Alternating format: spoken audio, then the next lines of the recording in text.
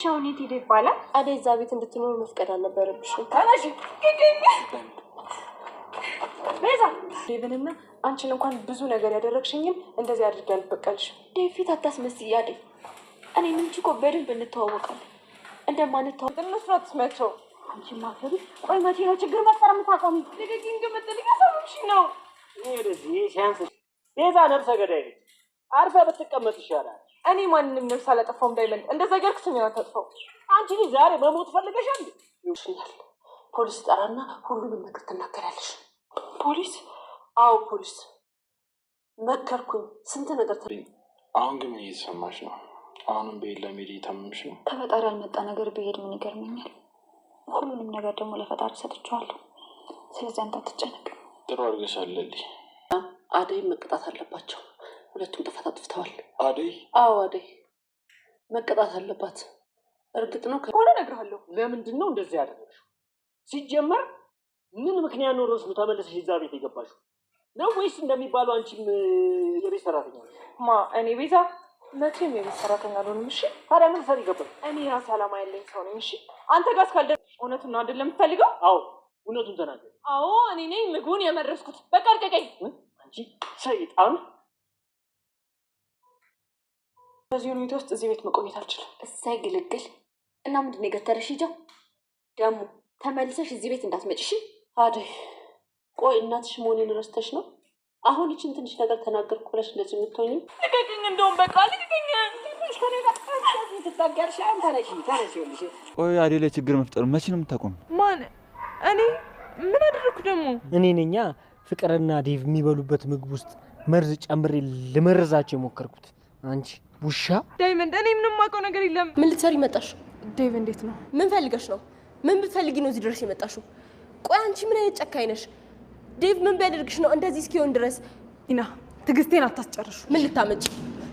እኔ ምንም እንዳላደረግኩ ልብሽ ያውቀዋል። እሺ ደግሞ እንደዚህ አትሁንብኝ። ዞር በይልኝ። ነይ ወደዚህ። ልቀቂኝ። ከሬት ነው ተከተለሻል። ልቀቂኝ። እዚህ ነገር ውስጥ እጅሽ አለበት አይደል? ምን? አዎ።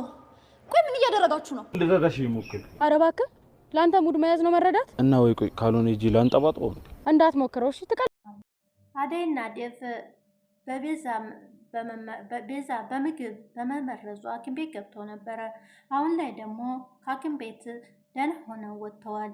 ታዲያ ፍቅር አደይ ናት የመረዘችን፣ አደይን እዚህ ቤት መኖር የለባትም እያለች ለእናቷ እየተናገረች ነው። ፍቅርም እናት የልጃቸውን የተናገረችውን እውነት ነው ብሎ በሙሉ በልባቸው ተቀብለውታል። ታዲያ ይሄንን በመስማት የፍቅር እናትም አደይን እንዴት ልጆችን ልትመርሽ ይቻልሽ? ለምንስ መረሻቸው? በማለት በክፉ ቃላት እየተናገሯት ነው ያሉ። አደይም ታዲያ እዚህ ቤት እንደዚህ ሆኜ መቀጠል የለብኝም በማለት ልብሶቿን ሰብስባ ተነስታ ነበር። ታዲያ የፍቅር እናትም ቤዛ ስትመጣ ሁሉንም ነገር እንነጋገራለን፣ አሁን የትም አትሄጂም፣ ወደ ክፍልሽ ገብተሽን ቁጭ በይ ብለው ነግረዋል። ደመቀ ግን እነ ፍቅርን እና ዴቭን የመረዘችው ቤዛ እንደሆነች በደንብ ነው የሚያውቀው። ታዲያ ሊለቃት አልቻለም። ሮሮንም የአንቆ ትክክለኛውን ነገር ካልተናገርሽ አልለቅሽም በማለት እያጨናነቃት ይገኛል። በስተመጨረሻም ቤዛ እውነቱን ነግረዋለች። አዎ እኔ ነኝ የመረዝኳቸው፣ ምንም ልታረገኝ አትችልም፣ ልቀቀኝ እያለች። ደመቀ ግን በየመንገዱ በዚህ ሁኔታ ሳለ እየጎተተና እያጋጫት ነበረ። ታዲያ በዚህ ሁኔታ ሳለ ወይዘሮ የቤዛን ሁኔታም እታለም ተመልክታለች። ቤዛ ብላም እየተጣራች፣ ታዲያ ቤዛም ዞር ብላ ማሜን ብላ በድንጋጤ ነበረ። ምክንያቱም የሰራችው ስራ ይጋለጥብኛል ብላ በፍራቻ ውስጥ ናት። ንጉሱና ደመቀ ሰላም ጤና ይስጥልኝ። ክብራንና ክብራን የቻናሌ ቤተሰቦች ሰላማችሁ ይብዛ። በአለም ዳርቻ ያላችሁ በሞላ ወገኖቼ ላይክ፣ ሰብስክራይብ እንድንሸር በማድረግ አበረታቱኝ እያልኩኝ አደይ ክፍል 118ን እነሆ። ዛሬም ምን ተፈጠረ የሚለውን አብረን እንግዲህ በቤዛ ተንኮል ተመርዘው ወደ ሐኪም ቤት የገቡት ዴቭና ፍቅር እዛው ሐኪም ቤት በተኙበትም ፍቅር ዓይንህን ግለጥ አደይ ናት የመረዘችን በማለት እየተናገረች ነው። ዴቭም ታዲያ በፍጹም አደይ ልትመርዘን አትችልም፣ ሆን ብላ ተንኮሏን ልትመርዘን የቻለችው ቤዛ ናት በማለትም ይናገራል። በዚህ ሁኔታ ሳለም አደይና ለምለም ፍቅርና ዴቭን ለማየት ወደ ሆስፒታል ታመራለች። ስትለም ሲደርሱ ታዲያ ቴና ወዬ ከበር ላይ ቆማ ምን ልትሰሪ መጣሽ ብላ እየተሟገተች ነው። ቴናም ብትሆን በአንድ በኩል ለወይዘሮ ታለም አደይን ለማሳጣት የማታደርገው ነገር የለም። ታዲያ ለምለምም እልኳ ነግራታለች። ተዛው ካኪም ቤትም እሷን ወደ ቤት ሽጅ በማለት ማባረራታለች። ታዲያ አደይም ወደ ውስጥ ስትገባ ደግሞ ተገደልሽም በኋላ ልታይን መጣሽ ወይ በማለት ፍቅር ስትናገር ደብብ ደግሞ እሷ አታደርገውም እባክሽን ዝም በይ እያላት ነበረ። ታዲያ በመሀላቸውም ጭቅጭቅ ተፈጥሮ ደብብ ፍቅርን ለማሳመን ቤዛ ያመጣችውን እንጀራ እንደተመገበና ከዛም በኋላ እንደዚህ እንደሆነ ለፍቅር ሊያሳምናት ይሞክራል።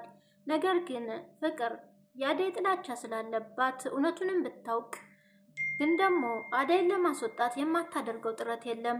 እናም ይህንን ነገር መጠቀም እንዳለባት እሱም ቤዛ ልታደርገው አትችልም። አደይ ናት ለምን አትሰማኝም እያለች ዴቭን ለማሳመን እየሞከረች ነው። ያውም ለምለም ደግሞ ወደ ውስጥ ትከሰታለች። ታዲያ ለምለምንም ስታይ እናንተ ሁለታችሁ ተባብራችሁ ነው እኛ ልትገሉ የነበረው በማለት ለምለምንም ወንጀለኛ ታደርጋታለች። ምክንያቱም እኔና ዴቭ ስንዋደድ እና ስንፋቀር አቶችምና በዛ በቅናት ተነስተሽ ነው ይሄን ነገር ልታደርግ የቻልሽው በማለት በሐሰት ልቦናውን ቢያውቅ አደይን እየወነጀለቻት ነው ያለ። ታዲያ አደይ ከፍቅር ብቻ አይደለም ይሄን ነገር የተወነጀለችው። ሁሉም አደይን ምን አይነት ሴት ነሽ፣ እንዴት ልትመርዥና ልትገሊያቸው ተነሳሳሽ እያሉ ሁሉም የቤተሰቡ አባል ተነስተውባታል። ወይዘሮ ታለምም ለምንድን ነው ዴቭንና ልጆች ልትገል የሞከርሽው? እውነቱን ተናገሪ እያለች እየወነጀለቻት ነው ያለችው። ታዲያ እኔ ዴቭንና ፍቅርን በምንም አይነት ይህን ነገር ላደርግ አልችልም፣ አሁንም ቢሆን እኔ አላደረግኩም ብላ አሁንም ቢሆን ምንም አይነት ሰሚ አላገኘችም። አደይ እውነቱን ልትናገር ብትሞክር ዛም ደግሞ ከሆስፒታል ወደ ቤት እየተመለሰች እያለ ደመቀ መንገድ ላይ ያገኛታል። ታዲያ ቤዛ ፍቅርን እና ዴቭን የመረዘቻቸው ቤዛ እንደሆነች የተጠራጠረው ደመቀ ጉሮሯን ያንቅና አደይ ላይ ተንኮል እየሰራሽ በነፃነት አለቅሽም በማለት ጉሮሯን አንቆ እያሰቃየ እባክህ ልቀቀኝ፣ ምንም ነገር አላደረግኩም፣ እኔ ምንም የማውቀው ነገር የለም በማለት ስህተቷንም እየሸፈነች ትገኛለች። ደመቀ ግን ትክክለኛው ነገር ካልተናገርሽ አለቅሽም በማለት ንቅ አድርጎ ይዛታል። ታዲያ ቤዛ አንተ ስለ አደይ ምን አገባ ስትለውም አደይ እህቴ ናት፣ አደይ ባልሰራችሁ ስራ እንድትወነጀል አልፈልግም፣ እዛ ቤት ሄደሽ ሁሉንም ነገር ትናገሪያለሽ፣ እውነቱን አውጪ እያለ በጥፊም እያጋጫት ነበረ። ታዲያ በመጨረሻም የተሸነፈችው ቤዛ አዎ እኔ ነኝ ያደረግኩት ብላ ፍርጥ ታደርግለታለች ለደመቀ። አንቺንማ ለፖሊስ ነው አሳልፍ የምሰጥሽ በማለት በዋዛ አለቀቅ። በፊትም አበሳዋን አሳይተዋት ነበረ። ታዲያ አሁንም እንደገና ዋጋዋን እየሰጧት ነው ያሉት። ቅምጥልም ብትሆን አንቺ የተረገምሽ አንቺ ክፉ በማለት ፀጉሯን ጨምድዳ ለምንድነው እንደዚህ ያረግሽው እያለች ስትጠይቃት ነበር። መጥፎና ክፉ ሴት ነሽ፣ ባለፈው ያን ሁሉ ወንጀል ሰራሽ፣ አሁን ደግሞ ደገምሽው፣ እንዴት ነው ከስህተትሽና ከጥፋትሽ የማትመለሽው በማለትም ትዝትባታለች። ታዲያ ዋጋሽን ነው የምሰጥሽ፣ በዚሁም አንፋታም እያለች ቅምጥልም ትዝታለች። ታዲያ ቅምጥልና ንጉሱም ሰሞኑን ሁኔታ ላይ አልነበሩም። አሁን ደግሞ የተስማሙና የመግባባት ደረጃ ላይ እንደደረሱ ይመስላል። ንጉሱ ታዲያ አደይንም ቢያፈቅራት አሁን ላይ አደይ የዴቭ እንደሆነች ተስፋ ቆርጧል። ታዲያ ቅምጥልን ከአሁን በኋላ እኔና አንቺ በፍቅር መኖር አለብን በማለት አሁን ላይ የፍቅር ጥያቄዋንም እንደተቀበላት ይነግራታል። ቅምጥልም የፍቅር ጥያቄዋን ስለተቀበላት ንጉሱ በጣም ደስተኛ ሆናለች። ታዲያ በሙሉ ልብህ ነው ወይ ያፈቀርከኝ ወደ እኔ ተመለስከው በማለትም በደስታ ተቀብለዋለች። ባቡሬም ታዲያ ከለምለም የተረዳውን አደይ ጥሩ ልጅ እንደሆነች ስላወቀ ቤዛን አንዳች ጉዳት አደይ ላይ ስታደርሽ ባይ አለቅሽም በማለት ብሎም እየነገራት ነበረ። ታዲያ እሷ ግን በፊት አብረው ሲሰሩ ያልተከፈላት ገንዘብ ስለነበረ የቀረኝ ነገር አለ አንተ በማለት እየወነጀለችው ነበረ። ታዲያ ባቡሬም አንቺ የሰራሽው ስራ አንድ ባንድ አጋልጥሻለሁ ቆይ አለቅሽም በማለት እየዛተባት ነበር። ታዲያ ደመቀም ለአደይ ጥብቅና ሲቆምላት ስጋት ውስጥ ከቶታል። ለምለምን ስላገታት በመጥፎ ነገር ስላሰበው ታዲያ አደይንም አሁን ላይ ፋውል ይሰራባታል ብሎ እያሰበ አደይን በጣም ነው የሚወድ። ለምለም ምክንያት አደይን በደንብ ጠንቅቄ ነው ያወቅኳት። ስለዚህ አሁን አደይ እንዲከፋትም ሆነ እንድትበሳጭ አልፈልግም።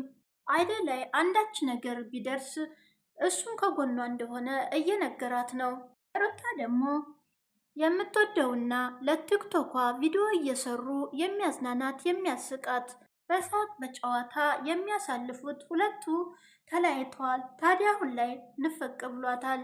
በዚህ ምክንያትም አደይ ባጠፋችው ጥፋት ለምንድን ነው አሹን ያባረርሹ በማለት የፍቅርን እናትም ስትናገር ነበር። ታዲያ እሰይ እንኳን የወጣ እሱን አፍቅረሽ ነው ወይ? አንድ ባላገር ከቤት ወጣ አልወጣ ይደንቃል በማለትም ለማናደድ ትናገራታል። ታለምም ታዲያ ልጆች ታመው ሊሞቱ ሲሉ አንቺ ግን እዚህ ትጠይቅኛለሽ በማለት ተናግረዋታል። ለላሹ ትጠይቅኛለሽ በማለትም ተናግረዋታል። እኔ ለሱ ምን አገባኝ የትስ ቢገባ እኔም ብሎ አልመጣ በማለትም ትመልስላታል። ታዲያ ሪታ በጣም ትናደድና ጥላቸው ነበር ከቤት የወጣችው። ዴቭና ፍቅርም ሆስፒታል ሲረዱ ከቆዩ በኋላ ወደ ቤት ተመልሰዋል። እናትም ታዲያ ሁለቱንም ስታያቸው በጣም ትደሰታለች። ልጆች እንዴት ናችሁ? አሁን ተሻላችሁ ሆይ በማለትም ትጠይቃቸዋል። ታዲያ ደህና እንደሆኑም እየተናገሩ ነው። ፍቅርም ታዲያ ወደ ሆስፒታል ባንሄድ ኖሮ እዚሁ ጸጥ ብለን ነበር እኮ ሞተን ነበር በማለትም ክፉ ሴት ናት፣ ከዚህ ቤት መውጣት አለባት፣ አይኗንም ላይ አልፈልግም፣ ከዚህም በኋላ አልፈልግም በማለት ለእናቷ ትናገራለች። እናትም ታዲያ እውነትሽን ነው ልጄ፣ ስትነግረኝ አለመስማቴ ብዙ ነገር አጥቼ ነበረ፣ እንኳን ስተረፋችሁልኝ እንጂ ከዚህም በኋላ ሁሉም ዋጋውን ያገኛል በማለት እናትም የልጇን ነገር አምና ተቀብላለች። ይህንም ታዲያ እንዴት ልጆችን ትመርዣለሽ? አምኜ ባስጠጋሁሽ ብላም እየወቀሰቻት ነበረ። አደይም ታዲያ የቤዛን ንግግር ሰምተሽ እንዴት በሐሴት ትናገርኛለሽ? እኔ ስለምትዩ ነገር ምንም ነገር አላውቅም። እንዴትስ እህትና ወንድሜን ልመርዛቸው እችላለሁ? በማለትም ልትናገርና ነፃ ለመውጣት ሩት አለም ግን ለመስማትም ፈቃደኛ አልነበረች። ታዲያ አደይ መልካምና ጥሩ ሴት ናት፣ ይሄን ነገርም ልታደርገው አትችልም በማለትም እየተከራከረላትም ቢሆን ከዚህም በኋላ ጥብቅና አያስፈልግም፣ የሰራው ማን እንደሆነ ገብቶኛል በማለት ወይዘሮ አለምም ወንጀሉን አደይ ላይ እያደረጉት ነው ያሉት። አደይም ታዲያ ይህን ነገር ስትሰማ በዚህ ሁኔታ ሳለ እዚህ ቤት መቀጠል ከባድ ሆኖባታል። ልብሷንም ገብታ እየሰበሰበች ነበረ። ዴቭ ታዲያ ወደ ክፍሏ ያመራል። ምንድን ነው አደይ በማለት ሲጠይቃትም አደይም በዚህ ሁኔታ እዚህ ቤት መቀጠል እንደማትችል ትነግረዋለች። ዴቭም ታዲያ እባክሽ አትውጪ፣ እሺ ደግሞ ካልሽኝ ቤት እስከምከራይ ድረስ እዚህ ቆይ ይላታል። እሷም ታዲያ እኔ እናንተ እስካልተጋባን ድረስ አንድ ቤት መቆየት አንችልም ብላ ትነግረዋለች። እንደዛ ሳይሆን ለብቻሽ ልከራይልሽ፣ ተመልሰሽ ደግሞ እሰው ቤት ስትገቢ አልፈልግም ይላታል። ይህም ታዲያ እሰው ቤት በመስራት ታፍርብኛለህ ወይ ብላ ስትጠይቀው በፍጹም ግን ደግሞ ሌላ ቤት ገብተሽ እንደዚህን አይነት ስቃይ እንዲደርስብሽ አልፈልግም በማለት ይነግራታል። ታዲያ እዚህ ቤት መቆየት አልፈልግም በማለት ልብሶቿን ሰብስባ ወደ ሳሎን እነት አለምም እንደተሰበሰቡ ልትሰናበታቸው ትሄዳለች። ወይዘሮ አለምም የት ለመሄድ ነው ብላ ትጠይቃታለች። ታዲያ አደይም በቃ ከዚህም በኋላ እዚህ ቤት አልኖርም፣ ላሳለፍኩትም ጊዜ በጣም አመሰግናለሁ።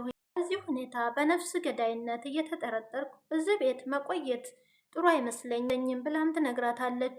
እታለምም ታዲያ ቆይማ ቤዛ ትምጣና ነገሩ ይጣራ በማለት አደይን ሀሳቧን እንድትቀይር ያደርጓታል። ወደ መኝታ ቤቷን ገብታ ልትቀመጥ ችላለች።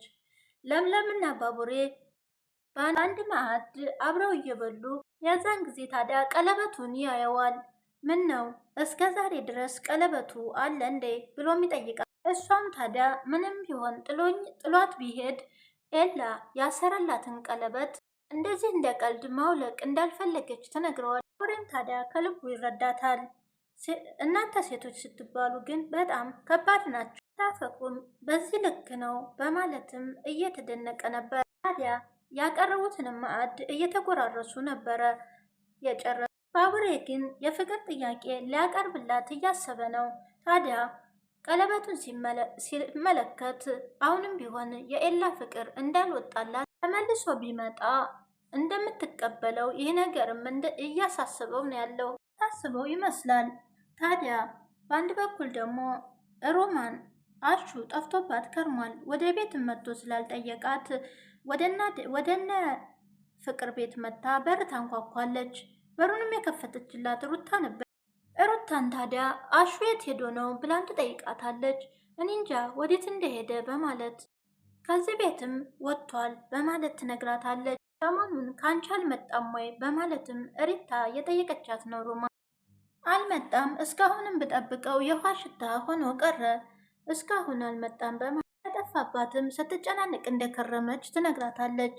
ታዲያ በአሹ መጥፋት ሮማን ብቻ ሳትሆን ሩታንም እድብርት ውስጥ ከቷታል። ታዲያ ሩታም የምትወደውና ቲክታክን እየሰሩ ቪዲዮ እየሰሩ ሲጫወቱና እየተቀላለዱ ጊዜያቸውንም በደስታ ሲያሳልፉ ቆይተዋል።